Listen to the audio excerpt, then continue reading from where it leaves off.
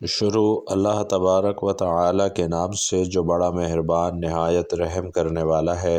ناظرین، جمعے کے دن جو شخص یہ سورت پڑھتا ہے دولت کے پہاڑ ٹوٹ پڑتے ہیں، رزق ہی رزق اس انسان کے نصیب میں لکھ دیا جاتا ہے۔ ویسے تو تمام دن، تمام مہینے، سارے سال، تمام اوقات اللہ رب العزت کے ہیں اور اسی کی مرضی کے تابع ہیں۔ اس کائنات میں کوئی ذرہ، کوئی ایسی چیز نہیں جو حکم الہی کے بغیر اپنا کام سر انجام دے رہی ہو یا اللہ تعالیٰ کی حکم عدولی کر رہی ہو۔ اللہ رب العزت نے ایک مکمل نظام کے تحت اس کائنات کو وجود بخشا ہے، جس میں ہر ایک چیز بڑے احسن طریقے سے چلی آ رہی ہے۔ ان میں چاند، سورج، زمین کی گردش، دن رات، صبح دوپہر، شام رات، تمام اوقات بہت منظم اور ترتیب سے چلے آتے ہیں۔ اللہ رب العزت نے انسان کو اشرف المخلوقات بنایا ہے، کیونکہ اس دنیا میں بہت سی مخلوقات کو وجود بخشا، لیکن انسان ہی کو سب پر فوقیت دی اور اسے اشرف المخلوقات بنایا۔ ناظرین، ویسے تو ہر مخلوق ہی اللہ تعالیٰ کی حمد و ثنا اور اس کی تسبیح میں ہر وقت مشغول رہتی ہے، لیکن انسانوں کی عبادات اور ان کے اوقات کے مطابق اللہ تعالیٰ نے ان کے لیے بہت سے وظائف اور تسبیحات عطا فرمائی ہیں، اور انہی تسبیحات اور وظائف کو کرنے کے لیے اپنے کلام پاک سے متعارف کروایا ہے، جو کہ انسانیت کی رہنمائی کا ایک بہترین ذریعہ ہے۔ اسی طرح ہمارا آج کا وظیفہ بھی اللہ تعالیٰ کے پاک کلام سے ایک بہت ہی پیاری صورت کا وظیفہ ہے، جو کہ انتہائی آسان ذکر ہے، جسے نہ صرف بڑے بلکہ چھوٹے بچے بھی بآسانی کر سکتے ہیں۔ ایسی خیر اور برکت والی یہ صورت ہے کہ اسے پڑھنے سے ہر پریشانی، ہر مصیبت، دکھ، درد، تکلیف دور ہو جاتی ہے اور انسان کی ہر حاجت اللہ کے فضل و کرم سے پوری ہو جاتی ہے۔ اس کا ذکر قرآن پاک میں بھی ہے اور بے شمار احادیث میں بھی اس صورت اور تسبیح کا ذکر موجود ہے۔ جمعے کے دن میں کسی بھی وقت اس صورت کو پڑھ سکتے ہیں، یعنی صورت کے لیے کوئی خاص وقت مقرر نہیں ہے۔ یہ اللہ رب العزت کی لاڈلی صورت ہے اور اسے پڑھنے والا بھی اللہ رب العزت کا لاڈلا بن جاتا ہے۔ اور ناظرین، جمعے کے دن جس خاص صورت کا وظیفہ آپ کو بتایا جا رہا ہے وہ سورۃ الکہف کا وظیفہ ہے۔ سورۃ الکہف رزق کے معاملے میں انتہائی مجرب اور مفید ہے، اور اس کے کمالات سب ہی جانتے ہیں کہ سورۃ الکہف پڑھنے سے انسان کے رزق میں بے پناہ اضافہ ہوتا ہے۔ حضرت ابو سعید رضی اللہ تعالی عنہ حضور اقدس صلی اللہ علیہ وسلم کا فرمان مبارک نقل کرتے ہیں کہ جس شخص نے سورۃ الکہف جمعے کے دن پڑھی، اس کے لیے اس کی جگہ سے مکہ تک ایک نور روشن ہوگا۔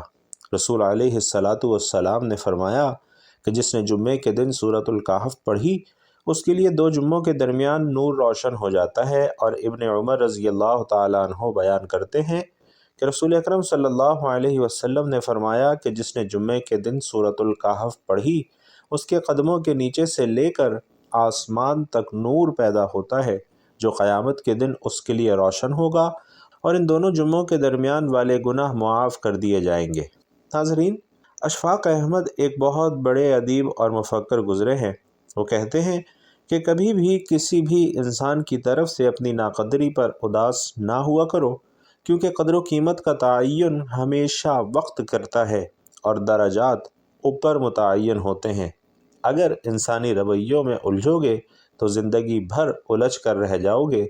ہمیشہ عیب اور غیب جاننے والے کے ساتھ اپنے معاملات سلجھائے رکھو، ساری الجھنیں اور مسائل خود بخود دور ہو جائیں گے۔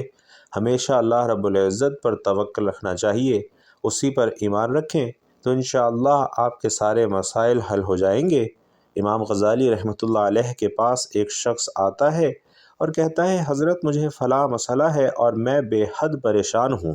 امام غزالی اسے کہتے ہیں کہ استغفار کیا کرو۔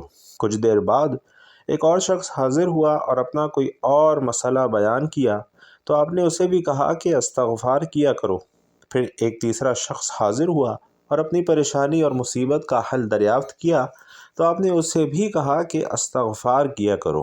ناظرین، قریب بیٹھا ایک شخص جو یہ سب دیکھ رہا تھا اور کافی حیران تھا کہ حضرت، آپ کے پاس جو بھی اپنا مسئلہ لے کر آتا ہے، آپ اسے ایک ہی عمل بتاتے ہیں کہ استغفار کیا کرو، حالانکہ ان تینوں کے مسئلے الگ الگ نوعیت کے تھے۔ تو امام غزالی رحمۃ اللہ علیہ نے فرمایا، کیا تم نے سورۃ النوح نہیں پڑھی؟ حضرت نوح علیہ السلام اپنی قوم کو کیا فرما رہے ہیں کہ اے لوگو استغفار کرو اللہ اولاد دے گا، استغفار کرو اللہ مال دے گا، اللہ تبارک و تعالی رزق دے گا، اللہ کھیت اور باغات دے گا، بارش برسائے گا، لہٰذا ہر مسئلے کا حل تو استغفار ہے، اور اسی لیے میں نے بھی سب کو استغفار کرنے کا مشورہ دیا ہے۔ بھائیوں اور بہنوں، استغفار کرنا دراصل اللہ رب العزت کے ساتھ اپنے معاملات کو درست کرنا ہے، اور پھر جب اللہ کا بندے کے ساتھ معاملہ درست ہو جائے تو پھر ہر مسئلہ خود بخود حل ہونے لگتا ہے۔ بھائیوں اور بہنوں، روزمرہ زندگی میں ہم سے بہت سے گناہ سرزد ہو جاتے ہیں۔ یہ اللہ رب العزت کا ہم پر کرم ہے کہ وہ دکھوں اور غموں کی صورت ان کا کفارہ یہیں پر ادا کروا لیتا ہے۔ انسان پر اللہ تعالی مختلف طریقوں سے اپنی رحمت اور اپنا فضل فرماتا ہے، اور ان میں دکھ اور تکالیف بھی شامل ہیں۔ اس کا فائدہ یہ ہوتا ہے کہ قیامت والے دن انسان بالکل پاک اور صاف ہو کر اپنے اللہ کے حضور پیش ہوتا ہے، اور حدیث مبارکہ کے الفاظ ہیں کہ قیامت والے دن کچھ لوگ بالکل صاف شفاف ہو کر آئیں گے، ان کا نامہ اعمال بالکل صاف ستھرا ہوگا، اور کہا جائے گا کہ یہ وہ لوگ ہیں جن کو دنیا میں بڑی بڑی مصیبتوں اور تکلیفوں کا سامنا کرنا پڑا، لیکن ان لوگوں نے ان مصیبتوں اور تکلیفوں پر اللہ کے فضل سے صبر کیا، اور آج اس کے نتیجے میں قیامت والے دن ان کے اعمال میں کوئی گناہ نہیں ہے، یعنی ان کے اعمال ناموں میں صرف اچھائیاں ہیں۔ لہٰذا بے شک اللہ سبحانہ و تعالی صبر کرنے والوں کو بشارت دیتا ہے اور فرماتا ہے کہ تمہیں فرشتوں کی جانب سے سلام پیش کیا جائے گا، اور خود اللہ سبحانہ و تعالی اپنے ایسے بندوں پر سلام بھیجتا ہے۔ بھائیوں اور بہنوں، قرآن میں صبر کا لفظ تقریباً 100 مرتبہ آیا ہے، اور جنتیوں کی سب سے بڑی خوبی بھی یہ صبر ہی بتائی گئی ہے کہ وہ صبر کیا کرتے تھے، یعنی غم پر صبر، برے رویوں پر صبر، اور صبر کا مطلب یہ ہے کہ وہ برداشت کر لیا کرتے تھے، لڑائی نہیں کرتے تھے، اپنے غصے کو پی جاتے تھے، اور یہی لوگ اللہ تبارک و تعالی کو بے حد پسند ہیں۔ ذرا مثال لیجئے کہ حضرت یوسف علیہ السلام کی جدائی میں حضرت یعقوب علیہ السلام 1-2 نہیں 40 برس تک روتے رہے، لیکن کبھی انہوں نے صبر کا دامن نہ چھوڑا، اور نہ ہی کبھی اللہ رب العزت سے شکوہ کیا۔ حضرت یوسف علیہ السلام کے غم میں روتے رہے، یہاں تک کہ آپ علیہ السلام کی آنکھ کی سیاہی کا رنگ جاتا رہا اور بینائی کمزور ہو گئی۔ حضرت حسن رضی اللہ تعالیٰ عنہ فرماتے ہیں کہ حضرت یوسف علیہ السلام کی جدائی میں حضرت یعقوب علیہ السلام 40 برس روتے رہے۔ اور بھائیوں اور بہنوں، یاد رکھیے کہ عزیزوں کے غم میں رونا اگر تکلیف اور نمائش سے نہ ہو، اور اس کے ساتھ اللہ تعالیٰ کی بارگاہ میں شکایت اور بے صبری کا مظاہرہ نہ ہو، تو یہ رحمت ہے۔ ان غم کے دنوں میں حضرت یعقوب علیہ السلام کی زبان مبارک پر کبھی کوئی بے صبری کا کلمہ نہ آیا تھا۔ اللہ رب العزت کو حضرت یعقوب علیہ السلام کا یہ صبر اتنا پسند آیا کہ انہوں نے 40 برس بعد حضرت یعقوب علیہ السلام کو حضرت یوسف علیہ السلام سے ملوا دیا۔ بے شک اللہ تعالیٰ صبر کرنے والوں کو پسند کرتا ہے، اور کبھی بھی ان کا صبر رائے کا نہیں جاتا۔ بھائیوں اور بہنوں، آج ہم گناہوں کے سمندر میں غرق ہیں، قدم قدم پر رب کریم کی نافرمانیاں کر رہے ہیں۔ ہماری صبحیں، ہماری شامیں، ہماری راتیں رب کریم کی نافرمانی میں گزر رہی ہیں۔ نفس اور شیطان کے چنگل میں پھنس کر ہم اپنے رحیم اور مہربان پروردگار کی بغاوت کے مرتکب ہو رہے ہیں۔ دنیا کی محبت نے ہمیں آخرت سے غافل کر رکھا ہے۔ اس فانی اور عارضی اور ختم ہونے والی زندگی کو ہی ہم نے اپنا سب کچھ بنایا ہوا ہے، اور نتیجہ ہمارے سامنے ہے کہ کثرت جنوب نے ہم پر آفات و بلیات اور مصائب و آلام کے وہ پہاڑ توڑے ہیں کہ الامان الحفیظ۔ حالانکہ کتاب اور سنت ہمیں اس بات سے آگاہ کرتے ہیں کہ کوئی فرد بشر معصوم نہیں ہے، ہر انسان سے خطا اور غلطی کا صدور ہو سکتا ہے، لیکن بہترین خطا کار وہ ہے جو اپنے کیے پر نادم اور شرمسار ہو، جسے اس حقیقت کا احساس ہو کہ میرا باطن محفوظ کر لیا گیا ہے، اور میرا رب مجھ سے اس بارے میں یقیناً پوچھے گا۔ اور ناظرین، یہی وجہ ہے کہ صحابہ نے ایمان کو بار بار گناہوں کے تریاق کی طرف متوجہ کیا ہے۔ قرآن کریم کی دسیوں آیات مبارکہ توبہ اور استغفار کی اہمیت بیان کرتی ہیں، اور سینکڑوں احادیث مبارکہ میں انابت اور رجوع الہی پر روشنی ڈالی گئی ہے کہ کہیں ایسا نہ ہو کہ بندہ گناہ کا ارتکاب کرنے کے بعد مایوس ہو جائے، بلکہ کتاب مبین میں خطا کاروں کے واسطے صاف صاف اعلان کر دیا گیا ہے کہ اللہ کی رحمت سے نا امید نہ ہو۔ ایک حدیث مبارکہ میں جناب رسول اللہ صلی اللہ علیہ وسلم نے فرمایا ہے کہ جو کوئی استغفار کو لازم پکڑے، اللہ تعالیٰ اس کے لیے ہر تنگی میں آسانی، ہر غم سے دوری کا سامان پیدا فرمائیں گے، اور اسے ایسی جگہ سے رزق نصیب فرمائیں گے جہاں سے اس کا گمان بھی نہیں ہوگا۔ جبکہ ایک دوسری حدیث میں ارشاد فرمایا گیا ہے کہ قیامت کے روز جو شخص اپنے نامہ اعمال میں استغفار کی کثرت پائے، اس کے لیے خوشخبری ہے۔ بھائی اور بہنوں، بعض لوگ یہ کہتے سنائی دیتے ہیں کہ ہم توبہ کے باوجود گناہوں سے باز نہیں آ رہے، تو پھر ایسی توبہ اور استغفار کا کیا فائدہ ہے؟ حالانکہ حدیث مبارکہ میں رسول علیہ السلام نے فرمایا ہے کہ جو شخص استغفار کرتا رہے اسے گناہ پر اصرار کرنے والا نہیں سمجھا جائے گا، اگرچہ دن میں 70 مرتبہ وہ اس گناہ کا ارتکاب کیوں نہ کرتا ہو۔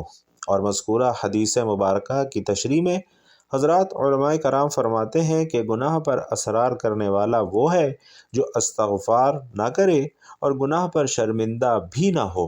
ناظرین، اپنی غلطی کا اقرار کرنا اور اپنے جرم کا اعتراف کرنا وہ مبارک اور بابرکت عمل ہے کہ جس کا توڑ شیطان کے پاس بھی نہیں ہے۔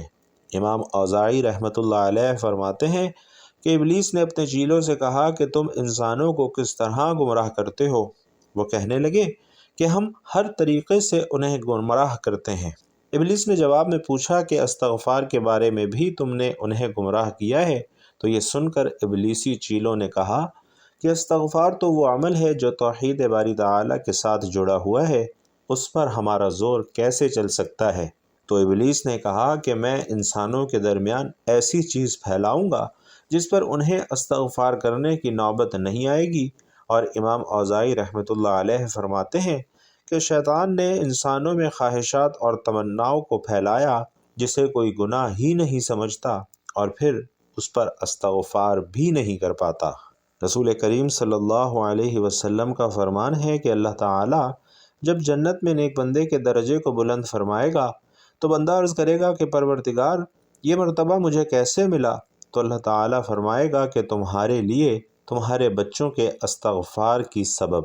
اور نبی اکرم صلی اللہ علیہ وسلم فرماتے ہیں کہ بندہ عذاب الہی سے محفوظ رہتا ہے جب تک وہ استغفار کرتا رہتا ہے۔ آپ علیہ السلام نے یہ بھی فرمایا کہ اے میری قوم کے لوگوں، تم نیکی سے پہلے برائی کی جلدی کیوں مچا رہے ہو؟ تم اللہ تعالیٰ سے استغفار کیوں نہیں کرتے تاکہ تم پر رحم کیا جائے؟ اور سنیے کہ حضور علیہ السلام کیا فرما رہے ہیں کہ مومن بندہ جب گناہ کرتا ہے تو اس کے دل پر ایک سیاہ نقطہ پڑ جاتا ہے۔ اگر وہ گناہ چھوڑ کر توبہ اور استغفار کر لیتا ہے تو اس کا دل صاف ہو جاتا ہے، اور اگر گناہ پر گناہ کیے جاتا ہے تو وہ سیاہی بڑھتی چلی جاتی ہے یہاں تک کہ اس کے پورے دل پر چھا جاتی ہے۔ رسول دو عالم صلی اللہ علیہ وسلم فرماتے ہیں کہ جس نے کہا استغفر اللہ تو اللہ تعالیٰ اس کے گناہ کو معاف فرما دے گا، اگرچہ وہ میدان جنگ سے بھاگا ہوا ہو۔ ناظرین، یہ حدیث مبارکہ ہے، اور جب بھی آپ کو کوئی مشکل مسئلہ یا تکلیف درپیش ہو تو اس حدیث مبارکہ کو اپنے سامنے ضرور رکھیے، انشاءاللہ اس سے آپ کو بہت زیادہ فائدہ حاصل ہوگا۔ تو بھائیوں اور بہنوں، زندگی کے کسی بھی مشکل حالات میں، بلکہ زندگی کے روزانہ کے معمولات میں کم از کم ایک تسبیح استغفار کی اپنے زندگی میں روزانہ شامل کریں۔ اور اب آپ کو بتاتے ہیں کہ یہ عظیم الشان سورت کون سی ہے کہ جس کو پڑھنے والا اللہ تبارک و تعالیٰ کا لاڈلا بن جاتا ہے۔ یہ سورت الکہف ہے۔ سورت الکہف جمعے کے دن پڑھنے کے بے شمار فضائل و برکات ہیں۔ سورت الکہف کی فضیلت ہر مسلمان جانتا ہے۔ سورت الکہف کی تلاوت کرنے سے اللہ تبارک و تعالیٰ انسان کے رزق و روزی میں برکت عطا فرماتا ہے اور اس کی تمام پریشانیاں اور تمام مسائل حل کر دیتا ہے۔ اس سورت کو پڑھنے والا اللہ تعالیٰ کا پسندیدہ انسان بن جاتا ہے۔ تو سورت الکہف کی تلاوت آپ نے کرنی ہے، اور اس کے بعد آپ نے ایک تسبیح استغفر اللہ کی پڑھنی ہے۔ استغفر اللہ یعنی اللہ مجھ گناہگار کو بخش دے۔ ناظرین، یہ ایک جملہ اللہ تبارک و تعالیٰ کو بے حد پسند ہے۔ جب کوئی بندہ انکساری سے یہ اعتراف کرتا ہے، اپنے گناہوں کا اقرار کرتا ہے اور اللہ تعالیٰ سے بخشش طلب کرتا ہے، تو اللہ تبارک و تعالیٰ بے حد خوش ہوتا ہے، اور اللہ تبارک و تعالیٰ ایسے شخص کے لیے اپنی رحمت کے دروازے کھول دیتا ہے، اور پھر اس انسان کو اتنا عطا فرماتا ہے کہ جو اس کے وہم اور گمان سے بھی بڑھ کر ہوتا ہے۔ تو بھائیوں اور بہنوں، جیسا کہ بتایا گیا ہے کہ یہ سورت اور استغفار کی تسبیح اللہ رب العزت کی لاڈلی تسبیح ہے، اور اس کو کرنے والا بھی اللہ تعالیٰ کا لاڈلا بن جاتا ہے۔ تو جو انسان جتنا زیادہ اللہ تعالیٰ کا لاڈلا بننا چاہتا ہے تو اسے چاہیے کہ وہ اتنا ہی زیادہ استغفار اور اللہ کا ذکر کرتا رہے۔ ہر مسلمان کو چاہیے کہ پورے دن میں کم از کم 100 مرتبہ استغفار ضرور پڑھے اور اللہ تبارک و تعالیٰ کے لاڈلے بندوں میں شامل ہو جائے۔ اور اس کا ایک فائدہ یہ بھی ہے کہ جانے انجانے میں جو بھی گناہ انسان سے سرزد ہو جائیں تو اس کی معافی مل جائے۔ یاد رکھیے، یہ نبی کریم صلی اللہ علیہ وسلم کی حدیث بھی ہے کہ آپ علیہ السلام روزانہ 100 مرتبہ استغفار کیا کرتے تھے۔ بھائیوں اور بہنوں، جب آپ علیہ السلام جیسے معصوم انسان روزانہ 100 مرتبہ استغفار کر رہے ہیں تو پھر اپنا اور میرا حال تو پوچھیے ہی مت۔ اللہ تبارک و تعالی اس تسبیح اور سورت کی برکت سے انسان کے تمام گناہ معاف فرما دیتا ہے، تمام خطائیں معاف فرما دیتا ہے۔ کوشش کیجئے کہ وظیفہ شروع کرنے سے پہلے حضور علیہ السلام کی ذات اقدس پر 3 مرتبہ درود پاک کا نذرانہ پیش کریں، اور درود پاک پڑھنے کے بعد آپ نے 1 مرتبہ سورۃ الکہف پڑھنی ہے اور ایک تسبیح استغفر اللہ کی پڑھنی ہے۔ اس کے بعد 3 مرتبہ سورۃ الاخلاص پڑھنی ہے، اور اس کے بعد دوبارہ وہی 3 مرتبہ درود پاک پڑھ لینا ہے جو درود پاک آپ نے وظیفہ شروع کرنے سے پہلے پڑھا تھا۔ بھائیوں اور بہنوں، اللہ سے محبت کرنا ایمان کا تقاضا ہے، اور اس وقت تک توحید مکمل نہیں ہو سکتی جب تک بندہ اپنے رب سے مکمل محبت نہ کرے، اور نہ تو محبت کی اس سے زیادہ واضح تحدید کی جا سکتی ہے، نہ ہی اس سے بہتر تعریف ہو سکتی ہے۔ اللہ کے سوا کوئی بھی ایسی ذات نہیں جس سے مکمل طور پر محبت کی جائے۔ اللہ کی شان جیسی کوئی شان نہیں، کیونکہ وہ اللہ ہے، وہ معبود برحق ہے، وہ مولا ہے، وہ رب ہے، وہ تدبیر کرنے والا ہے، وہ رزق دینے والا ہے۔ تو سوچئے اس سے محبت کا لطف کیسا ہوگا۔ اللہ تبارک و تعالی سے دعا ہے کہ ہم سب کو نیکی کی بات سننے، سمجھنے اور اس پر عمل کرنے کی طاقت اور توفیق مرحمت فرمائے۔ میرا سنانا اور آپ کا سننا اپنی بارگاہ میں قبول و منظور فرمائے۔ اللہ رب العزت ہم سب کو 5 وقت کی نماز کی توفیق نصیب فرمائے، زیادہ سے زیادہ استغفار اور اللہ کا شکر ادا کرنے والا بنائے۔ اللہ رب العزت ہم سب کو صحت کاملہ عاجلہ عطا فرمائے۔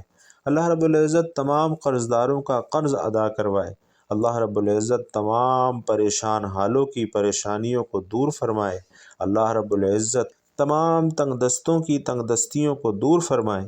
اللہ رب العزت ہم سب کو رزق حلال کمانے اور کھانے کی توفیق نصیب فرمائے، اور ہم سب کے حلال رزق میں خوب برکت، وسعت اور کشادگی عطا فرمائے۔ آمین یا رب العالمین۔ بھائیوں اور بہنوں، آپ لوگ اگر اس خوبصورت دعا میں اپنا حصہ شامل کروانا چاہتے ہیں تو کمنٹ باکس میں آمین لکھ کر دعا میں ضرور شامل ہو جائیے گا۔ اللہ رب العزت آپ سب کا حامی و ناصر ہو۔ آمین یا رب العالمین۔